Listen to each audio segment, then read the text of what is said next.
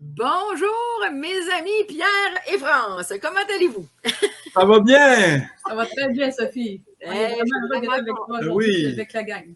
Oui, hein? Ben, écoutez, je suis vraiment contente de vous avoir. Puis en plus, ben, merci, vous m'avez dépanné ce matin. Hein? C'est plus le fun d'avoir un invité que, que je parle tout seul pendant 1 heure et demie, puis que la semaine d'après, on est en fait seulement des invités. Donc, c'est le fun. On a bien équilibré ça ce matin. Merci beaucoup à vous d'avoir été réceptifs par rapport à ça. Donc, ben écoutez, on va y aller droit au but. Hein? J'ai parlé tantôt, vous avez vu, j'ai parlé des molécules de signalisation. Alors, on ne sait pas vraiment c'est quoi, donc c'est certain que je vais vous demander d'en parler un petit peu. Mais avant ça, j'aimerais ça, Pierre et France, que vous vous présentez, que vous dites qui vous êtes. Alors, premièrement, vous êtes un couple, là, ça, on le sait, mais dire les grandes lignes, puis qu'est-ce que tu as vécu comme expérience, Pierre et France, par rapport à l'accident que tu as eu? Je vous laisse parler un petit peu. Bon, ben moi c'est Pierre Blanchard. On est à Sherbrooke. Je suis un ancien agent de voyage. Donc, j'étais conseiller au niveau de croisière. France. Mais moi, j'œuvre dans le domaine communautaire depuis 25 ans. Fait que, puis il y a 25 ans aussi, on s'est mariés. Fait que, dans le fond, dans mon travail, j'ai tout le temps été au niveau de l'entraide, de l'écoute des autres aussi, de regarder à trouver des solutions pour les gens. Là. Et qu'est-ce qu'il y a eu un gros changement dans votre vie?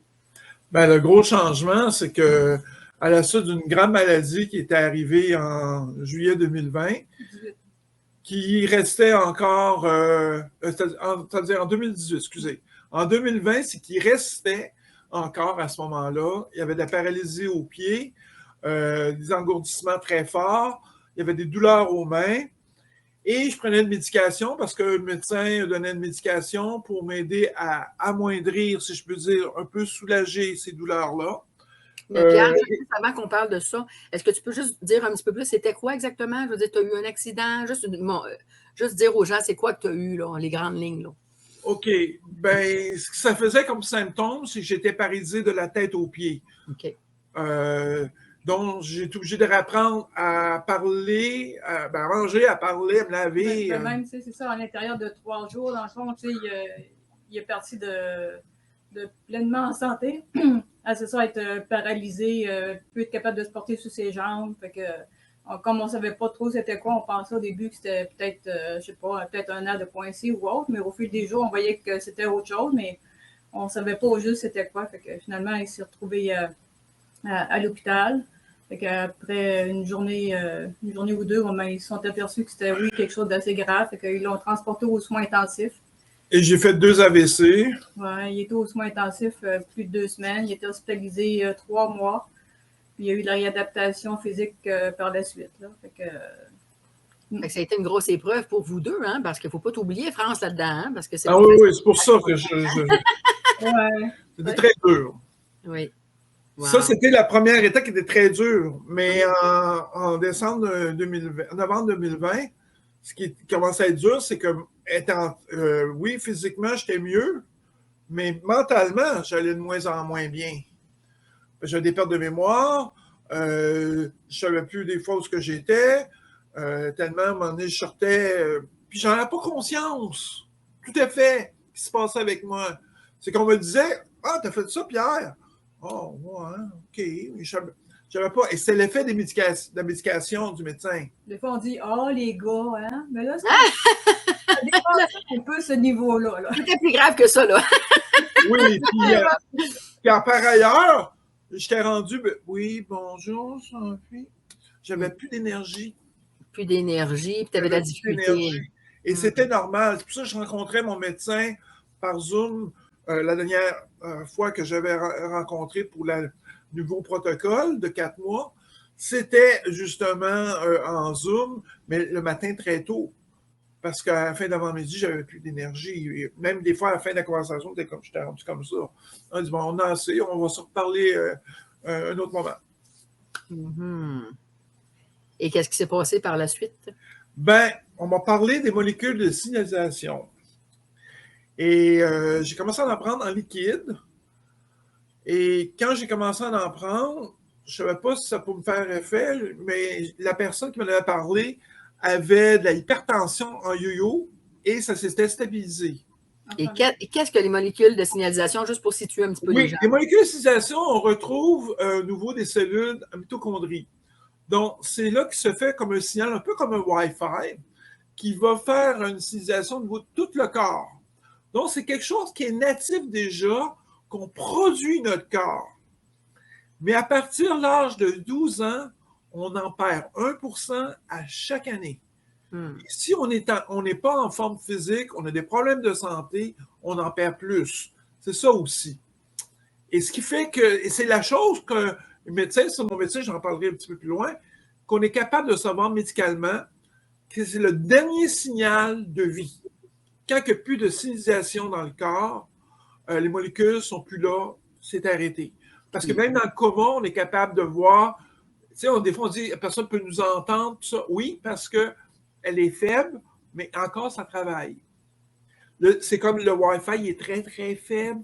On n'a pas toujours le lien. Tandis que quand c'est vraiment performant, ben c'est là que le corps se régénère et beaucoup mieux.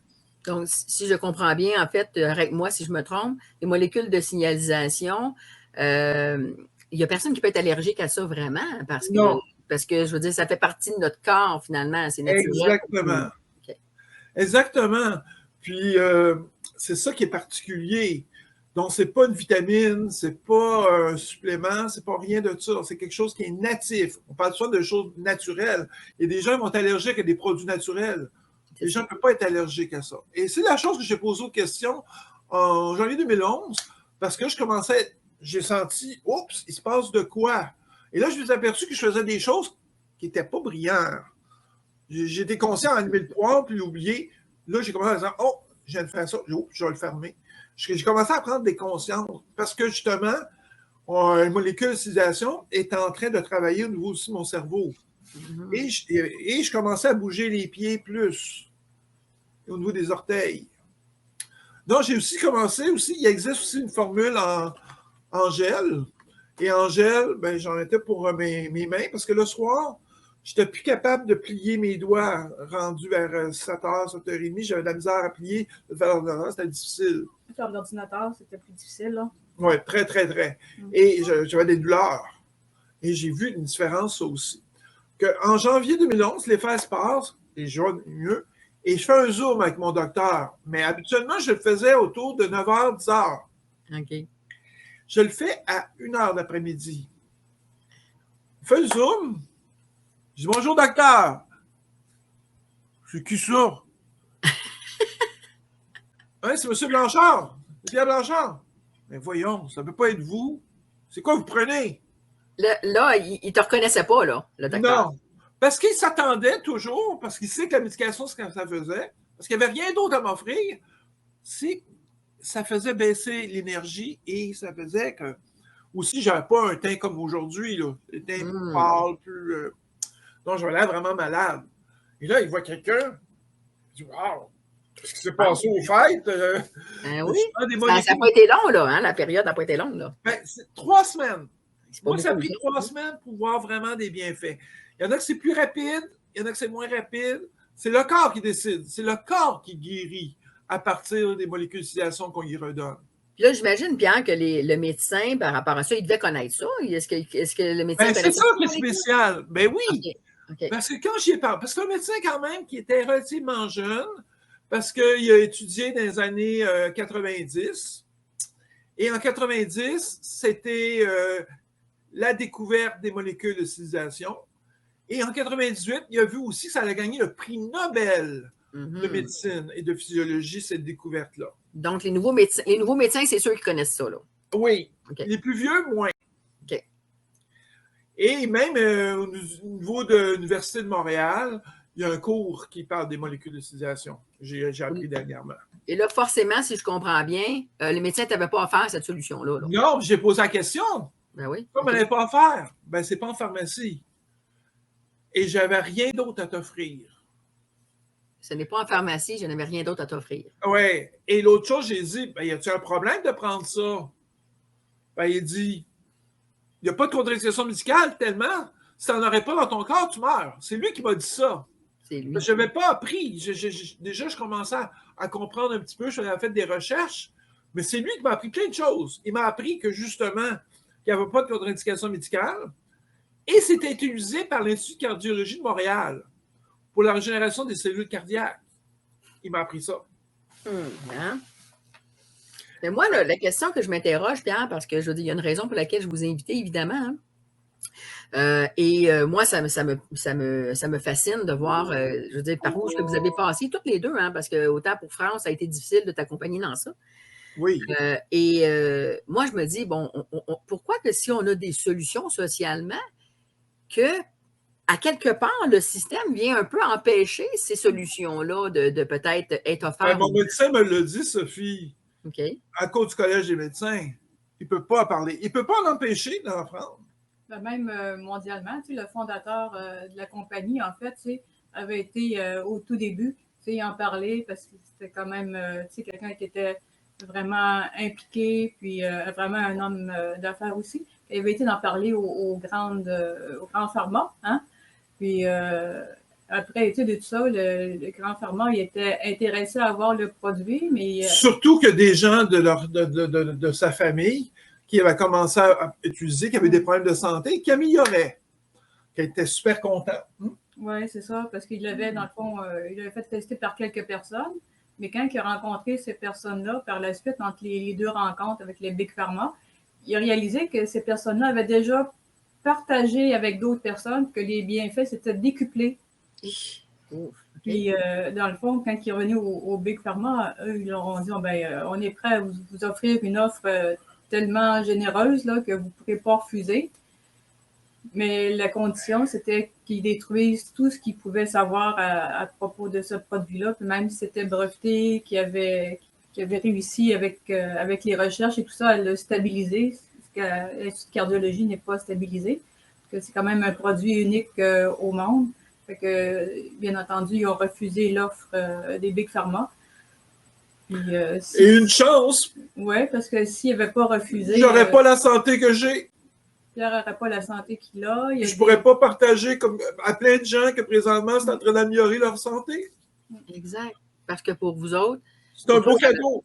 Exact. Puis toi, tu es toujours émotif, Pierre, hein, quand tu en parles, parce que tu sais par où tu as passé, puis à un moment donné, tu devais te demander, je vais-tu m'en sortir? Comment je vais finir? Hein? Même s'il y avait des passes où tu n'étais pas conscient de ce que tu vivais vraiment, parce que tu avais trop de confusion. France, elle se posait la question, avec ma tête, que ça n'allait pas, là. Qu'est-ce qui va se passer avec Pierre? Vas-tu être obligé de le placer? Exact. Donc, ça avait une grosse répercussion. Puis pourtant, il y avait une solution qui pendait au bout du nez, mais vous ne la connaissiez pas. Jusqu'à temps que, finalement, on vous en parle. C'est ça, que la vie nous amène une solution. Là.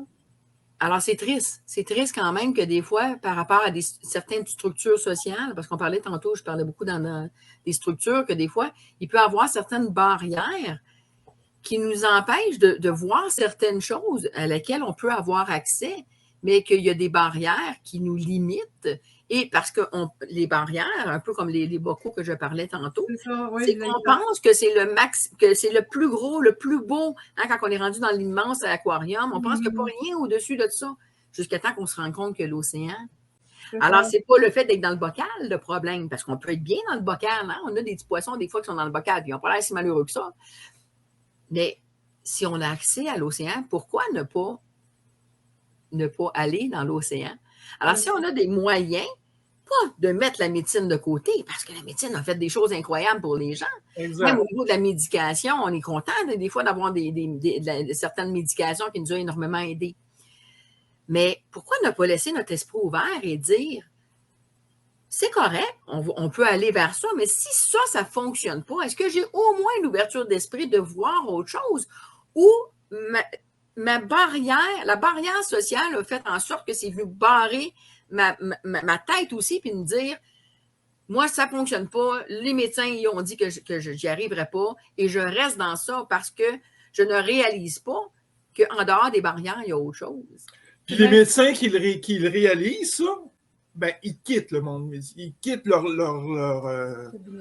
cabinet, puis ils voient qu'il y a plus d'impact. Il y a beaucoup au niveau médical, au niveau de la compagnie, dans toutes les professions médicales, même au niveau animal, parce que c'est pas seulement parce que les molécules de civilisation, on en trouve dans tous les êtres vivants. Des êtres vivants, OK.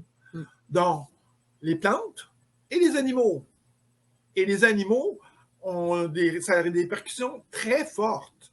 Très fortes, parce qu'eux autres, il n'y a pas l'effet, comme on dit, placebo. Parce que des gens me disaient, ben, tu veux tellement que tu guéris. Je vais l'essayer pareil. Mais tu voulais quand même avec des médicaments, ça n'a pas marché. Ouais, mais écoute, j'ai quelqu'un qui me disait ça. Elle a un animal qui est malade. Elle en fait prendre en liquide. L'animal revient. Elle évite un vétérinaire. Elle dit, je peux pas dire que c'est le chat. Il a voulu absolument, là. Non, c'est ça. Il n'y a pas. Il dit, moi, je pourrais dire, moi, j'ai voulu absolument être mieux. Le chat, lui, ça a été naturel. Il a juste pris ça, puis ça s'est fait tout seul. Mais ça a pris son animal pour lui aider à sa croyance. Exact. Hey, c'est vraiment intéressant, hein, comme. Alors, je sais pas. Au niveau de, j'aime ça ton analogie au niveau des bocaux puis des poissons. Là. Ouais. Parce que avec l'effet que, dans le fond, les molécules de signalisation ont eu avec Pierre, on aurait pu décider de rester dans notre bocal puis de garder cette information-là qui nous avait été partagée.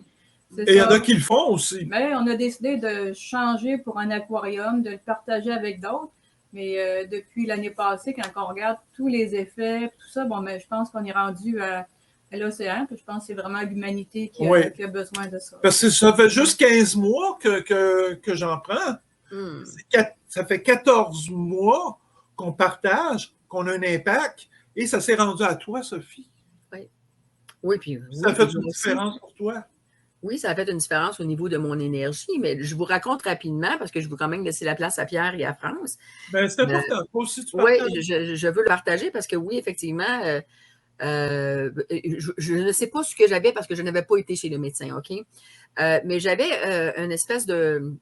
Ça avait l'air d'un gros bouton, excusez l'expression, mais au niveau du sein droit. Et après, je ne me rappelle plus combien de semaines, au moins 6 semaines, ça faisait juste comme ça s'empirer. Hein? Il n'y avait pas d'amélioration là. Et moi, je ne suis pas une personne qui court les hôpitaux. Je trouve ça plate. Hein? Je n'aime pas aller dans les hôpitaux. Mais je vais vous dire une chose, je commençais à être inquiète. Je me dis, coudonc, c'est-tu un cancer? C'est quoi au juste? Je ne sais pas. Finalement, je ne l'ai jamais su. Mais ce que je peux vous expliquer, par contre, c'est que Pierre et France, quand ils sont venus chez moi, parce qu'ils ont parti de Sherbrooke, ils sont venus à Longueuil pour me rencontrer. C'est tellement des personnes avec un grand cœur. Et que je l'ai essayé, le gel. N'oubliez pas, là, ça faisait au moins 6 semaines que j'avais ça et ça ne partait pas. La première journée que j'ai commencé à appliquer le gel, j'ai commencé à voir diminuer ce que j'avais au niveau du sein droit. Et après, même pas une semaine, j'avais plus aucune marque. Aucune marque. Alors, ce que c'était, j'en ai aucune idée. Comme je vous dis, je ne sais pas, ça n'avait pas été diagnostiqué. Mais je peux vous dire que c'était assez pas beau pour que j'étais inquiète pour aller passer des tests, là, parce que je me demandais vraiment c'était quoi. Okay? C'était plus qu'un simple bouton, ça, je peux vous le dire. Donc, tout ça pour vous dire que on n'est pas là pour dire qu'on a été guéri miraculeusement, des choses comme ça. Mais mettons-le en pratique pour nous et voyons ce que ça nous apporte. Merci à Pierre et à France de me l'avoir apporté, parce que moi, j'étais rendue découragée, là. Je me posais vraiment des questions et j'avais commencé à m'inquiéter. Alors, et en passant, Pierre, je veux te dire une chose, c'est que ça fait combien de temps qu'on se connaît à peu près, là? 6 mois à peu près? Ça fait quelques mois, ça fait 6 mois peut-être? À peu près, peut-être. À peu près 7 mois? Moi, je peux vous dire, là, on s'est parlé une couple de fois, là, tu sais, dans les 7 mois. Et je peux te dire aujourd'hui que ton langage est plus clair que quand je t'ai connu. Ah, ça s'améliore tout le temps. Ça s'améliore tout le temps, oui. Parce qu'au début, tu avais plus de misère. Des fois, l'articulation n'était pas encore tout à fait là. Et là, ça va bien ta prononciation. On comprend très bien ce que tu dis, tu vois. Donc, on le voit qu'il y a une progression encore. Donc, ça t'aide encore à améliorer les petites choses qui te restaient. Alors, il y a une chose que je vais vous dire, parce que là, on achève, hein, il nous reste à peu près un 5-10 minutes. Pierre, il y a une chose que je veux vous dire, parce que là, on achève, hein, il nous reste à peu près un 5-10 minutes. Pierre, il y a une chose que je veux vous dire, parce que là, on achève, hein, il nous reste à peu près un 5-10 minutes. Pierre, il y a une chose que je veux vous dire, parce que là, on achève, hein, il nous reste à peu près un 5-10 minutes. Pierre, moi, j'aime ça donner des défis aux gens. Hein. Comme la semaine passée, j'avais donné, pour cette semaine, j'avais donné le défi à Muriel, mon amie qui vient de sortir de 3 mois d'hôpital après plusieurs AVC et un cancer et tout le kit. J'avais donné comme défi de venir à ma conférence. Parce que moi, je me dis, tu sais, pendant que les gens disent, mais voyons donc, ça n'a pas de bon sens, on ne dit pas ça, t'es malade, t'es folle, Dan, ne dit pas ça. Hein. Des fois, on se fait passer quand on fait des choses contraires à ce que les gens nous font normalement, on se fait prendre pour des fous. Hein? Mais moi, je me suis dit, au contraire, il faut continuer à avoir des rêves, il faut continuer à avoir des défis pour garder justement le sourire puis garder l'enthousiasme, cette belle vie à l'intérieur de nous. Alors, j'ai donné ce défi-là Muriel, dès qu'elle va avoir la chance, je sais qu'elle va venir, mais là, après ce qu'elle a vécu, on comprend là, que 2 grosses journées de party quand elle est malade, là, ça a été quelque chose. Donc, et c'est la même chose pour Pierre. Donc, je lui ai lancé un défi. Alors, je vous explique le défi que j'ai lancé à Pierre et ça t'a pas pris du temps à me dire oui. Hein? Alors, ça n'a pas été de venir aujourd'hui parce que ça, tu en avais déjà fait. C'est un défi aussi peut-être de venir en direct, mais c'est pas ce gros défi-là que je t'ai donné. Alors, le défi que j'ai donné à Pierre, c'est que dans mes livres, j'ai un seul chapitre. Et quand j'ai commencé à enregistrer les vocales de mes livres, j'avais complètement pas pensé à cette difficulté-là que j'aurais. J'ai un chapitre où c'est une conversation entre un homme et une femme. En fait, c'est de moi avec un ami imaginaire. Donc, j'avais besoin d'une voix d'homme. Alors, mes talents de comédienne, peut-être qu'il aurait pu... ça aurait peut-être pu marcher, j'aurais pu prendre ma grosse voix, mais ça aurait peut-être pas eu le même effet. OK? Donc, j'ai demandé à Pierre de faire la voix d'homme pour ce chapitre. Alors, ça s'appelle la visualisation à bien meilleur goût.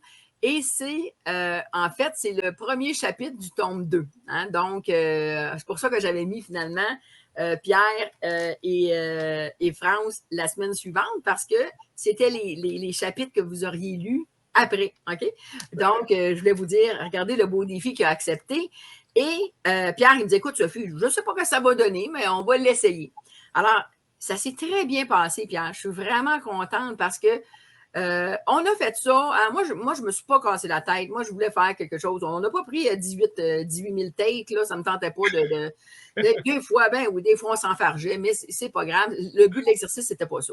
Le but, c'était qu'on le livre le plus facilement et le plus rapidement possible et que ça donne ce que ça donne. Alors oui, des fois, tu avais un petit peu de difficulté, des fois, tu bégayais, mais ça coule bien, puis on a eu un beau résultat. Alors, vous allez voir. Alors, et ça fait combien de temps à peu près de ça? C'est au moins 2 mois, 3 mois? À peu près, hein? Bien, je vais te dire, là, juste depuis 2-3 mois, tu as plus de facilité encore que quand on a enregistré.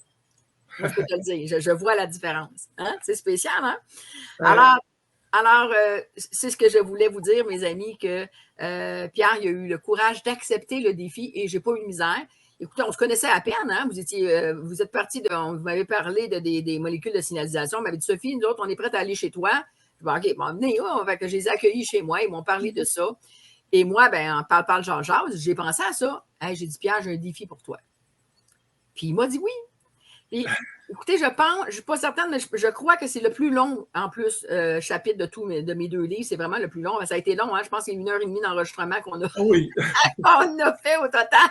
C'est un beau défi. C'est vraiment agréable de faire ça avec toi. Ben oui, on a eu beaucoup de plaisir. Hein? Fait que le gros, en fait, de l'histoire, c'est un peu, c'est moi, en fait, qui ai un ami imaginaire et que je parle du premier tome. Donc, c'est un petit peu comme un résumé du premier tome, que mon ami imaginaire a lu le premier tome et qu'il n'a pas encore engagé le deuxième.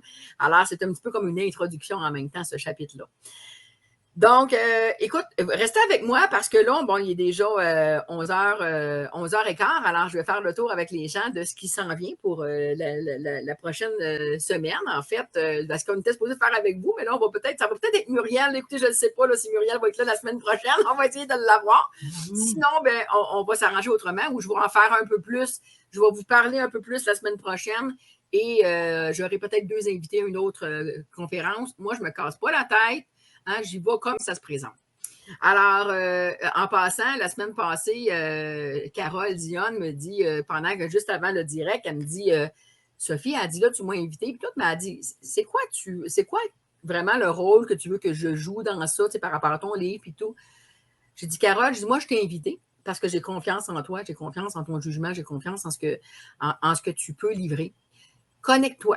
Connecte-toi à l'énergie, puis tu vas dire ce qu'il y a à dire au bon moment. Et ça a été fini. J'ai laissé complètement ouverte à partager ce qu'elle avait envie. La même chose, Pierre et France, on ne s'est pas pratiqué pendant 3 heures là, avant qu'on fasse le direct. Je vous ai dit les grandes lignes de ce que je voulais parler, là, juste pour qu'on puisse faire la petite entrevue, mais on est allé naturel et ça l'a sorti comme ça l'a sorti. Avec le cœur, comme toujours. Voilà. Pour moi, c'est ça qui est important. Je te remercie, Sophie, pour merci cette beaucoup. générosité, puis aussi ton dévouement aussi à mettre toutes ces émissions-là de l'avant. Oui. Merci. Il y a plusieurs personnes qui auront le bonheur d'écouter tout ce que tu dis, puis l'ouverture que tu crées aussi chez les gens pour leur permettre de voir un peu autrement, puis de s'ouvrir peut-être à un niveau différent pour mieux faire grandir la vie en eux, puis mieux faire aussi entrer l'océan de tout ce que la vie peut apporter en termes d'abondance. C'est-tu beau, hein, notre belle France? Merci, c'est gentil. Écoute, je l'aime beaucoup. Je comprends, vous êtes un beau couple, vous êtes un beau modèle. Alors, il y a des gens qui m'ont dit des petits commentaires, là, mais comme je vous dis, je ne vois pas vos noms, à part de Cathy qui a marqué Cathy, donc je sais que c'est elle. Les autres nous ont salués et tout ça, mais et sur ma page, tantôt, quand le direct va être terminé, je vais aller voir vos messages. Là, je vais voir les noms, OK? Donc, je vais pouvoir vous répondre. Donc, je voulais juste vous parler de qu'est-ce qu'on va parler pour les prochaines semaines. Petit instant.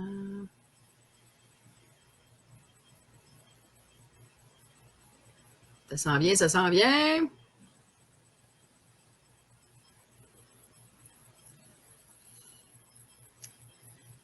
Alors, la référence à mes livres la semaine prochaine, ça va être le chapitre, on est toujours dans le livre, le premier livre, le tome 1. On va être rendu à communiquer l'essentiel, le chapitre, ensuite un système humain et le saut des émotions. Moi, je peux vous dire là, que tous les chapitres, évidemment, sont importants. Le saut des émotions, c'est mon dernier chapitre et c'est extrêmement important. Donc, pour ceux qui ont accès, écoutez-le, vous allez voir, j'apporte énormément d'analogies justement au niveau des sauts des émotions. Les sauts, là, S-E-A-U-X, là, donc les sauts d'eau. Là. Donc, si vous avez la chance de l'écouter, écoutez-le, ça va vraiment vous aider. Et la semaine suivante, on va avoir justement le chapitre que moi et Pierre, on a enregistré ensemble, qui est une conclusion de tout ça. Et je ne sais pas si tu te souviens, Pierre, parce que ça fait déjà un petit bout qu'on a enregistré, mais on parle de ce chapitre-là des sauts des émotions. Hein? Exactement. On se fait, c'est comique hein, comme chapitre, on peut juste se relancer un peu, comme on se taquine, pas méchamment, mais on se taquine mutuellement pour en fait amener le sujet et mieux comprendre. Donc, sur ça, mes amis, on achève, on approche de la fin. Avez-vous des questions pour moi ou pour France et Pierre? Alors, j'attends pour voir si vous avez des petits commentaires à nous passer. Et n'oubliez pas, si jamais il y a une question qui vous vient, ou pour les gens qui vont l'écouter en rediffusion également, évidemment, si vous avez des questions, faites juste nous taguer. Donc, juste écrire notre nom si vous voulez poser une question à Pierre, marquez Pierre Blanchard, en commercial Pierre Blanchard. Comme ça, lui, il va voir qu'il y a un commentaire, puis il va pouvoir venir y répondre. Quand vous ne nous taguez pas, c'est que ça ne veut pas dire qu'il va le voir passer, le commentaire. Donc, vous savez, des fois, on est occupé, hein, puis on ne les voit pas toutes passer.